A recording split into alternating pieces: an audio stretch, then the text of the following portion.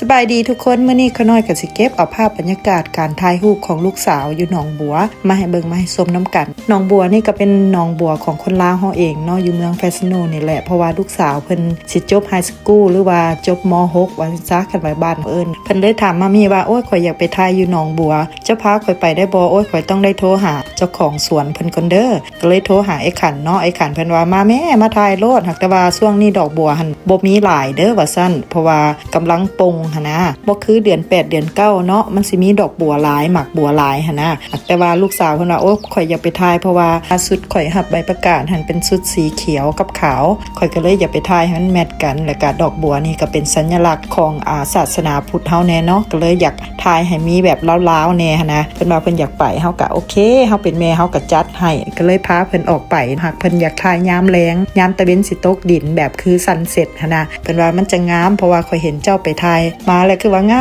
มข่อยก็เลยถ่ายวิดีโอไว้เป็นที่ระลึกหั่นนะแล้วก็สิโพสต์ลงให้ทุกคนเบิ่งนำเนาะเพื่อว่าทุกคนสิเอาไปเป็นไอเดียนำได้เพิ่นถ่ายรูปนี่ก็เกือบ1 ชั่วโมงปลายเพิ่นได้พวกเจ้าถ่ายอยู่มุมนั้นแล้วก็มามุมนี้อีกสรุปแล้วถ่ายอ้อมหนองเลยบัดแนมไปแนมมาเพิ่นเห็นเอื้อยอ้ายเพิ่นลงไปขี่เรือเนาะเพิ่นก็อยากลงไปขี่เรือถ่ายรูปอีกได้ข่อยบัดญาติเพิ่นตกน้ำเนาะเพิ่นว่าโอ้ยบ่เป็นหยังดอกแม่ว่าซั่นเพิ่นก็ลงไป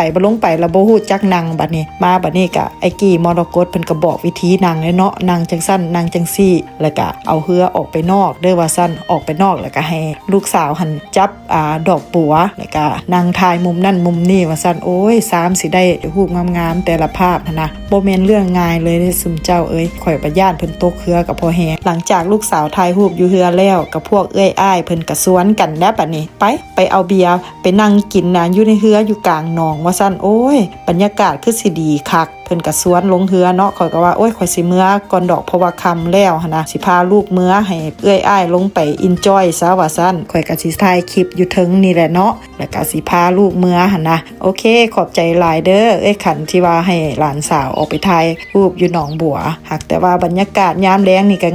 งามซุมเจ้าเอ้ยยามเช้านี่ก็งามจังหนึ่งถ้าอีกประมาณเดือน2 เดือนดอกบัวเพิ่นน่ะขึ้นหลายนี่ก็แห้งงามอีกบาดนี้เอาความสุขของคนอเมริกาอยู่ต่างแดนกันนี่แหละกินเบียร์แล้วก็พากันลองเรืออยู่สวนบัวผู้ไหนมาใส่พ่อผู้ขายก็มีผู้กินเบียร์ก็มีสารพัดเลยครบยกบัดนี้ยกบ๊ายบายป่ามาบอกกันสิไปทาฮับอยู่พุ่นเด้อขมิ้นพุ่นเด้ออ้ายเด้อสิไปทาฮับตอดอยู่ขมิ้นพุ่นแลบัดนี้จากว่าหยอก AI เพิ่นแล้วก็สิพากันออกเมือโอเคบายเด้อทุกคนเจอกันคลิปหน้าอยู่ดีมีแฮง